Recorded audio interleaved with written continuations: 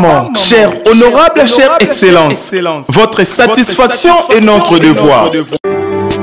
L'Agence congolaise de prestations et services SARL,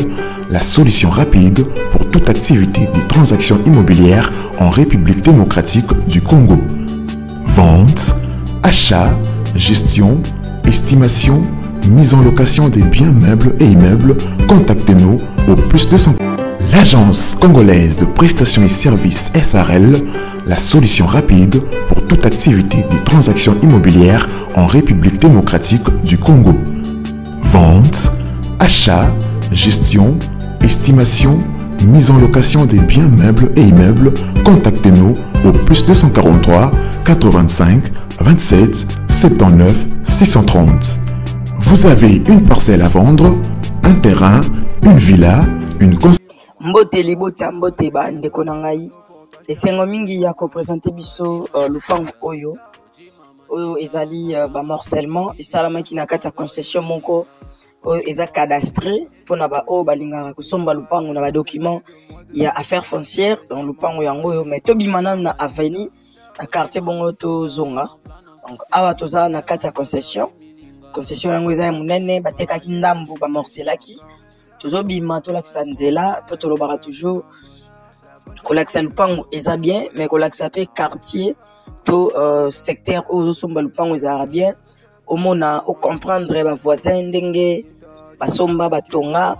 et puis oyeba nzela ndenge ezali est-ce que okokoma na lupango na mutuka to okokoma te donc yango tozora toujours temps na biso pona ko lakisa bino quartier mobima ndenge ezali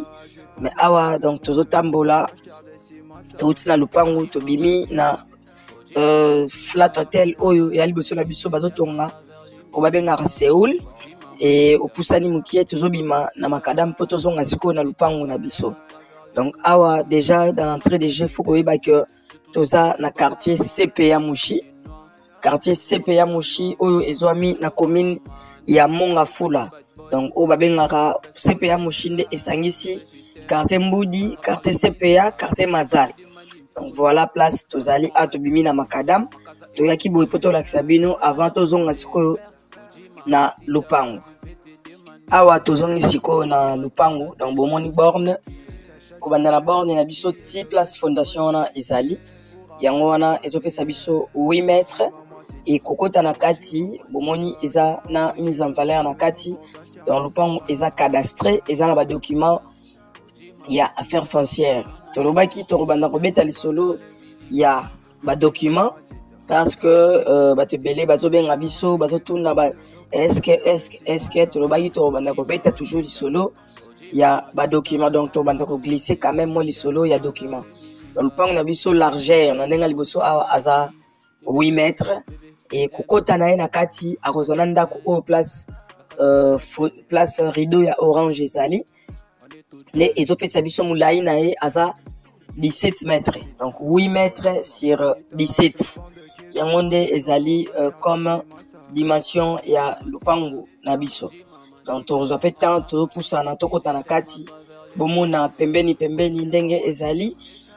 par rapport ya ma question msusu ezalaka lié na moma ramebele ba érosion awa ezate bozomona ba voisins ndenge bango pe basombaki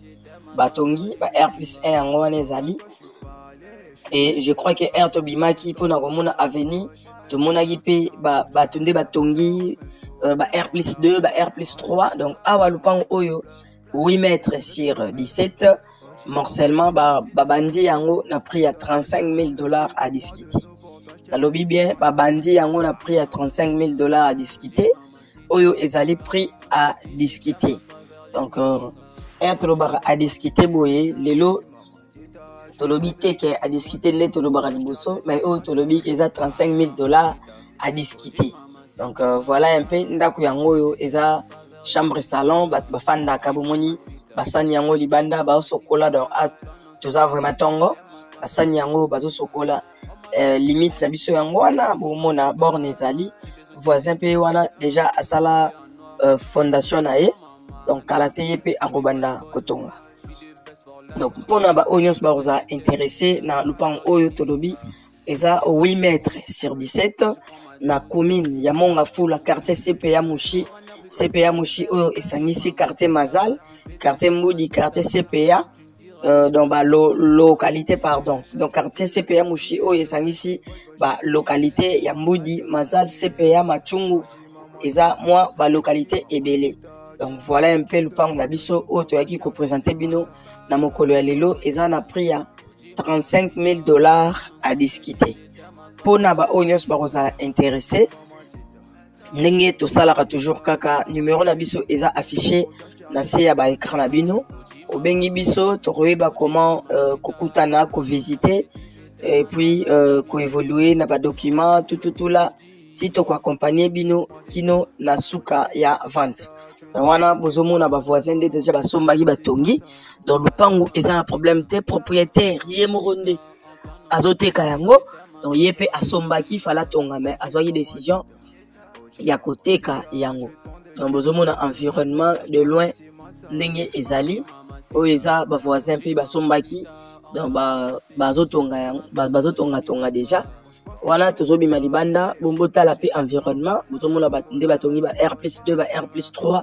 donc toza na quartier moko vraiment purement et totalement résidentiel donc soko tongi osali ba appartement na yo osali ba ndako na yo soit tu moko fanda en tout cas projet ekozala bien et puis ekozala rentable donc là tozobima déjà tolaksaki bino nzela kolongwa na lupango tina makadam et awa tobimika moke libanda ya concession bomona quand même grandeur ya avenue ndenge ezaleli donc là bonne chance à tout le monde et naba oyo bakozala intéressé pona kozwa lupango oyo merci beaucoup.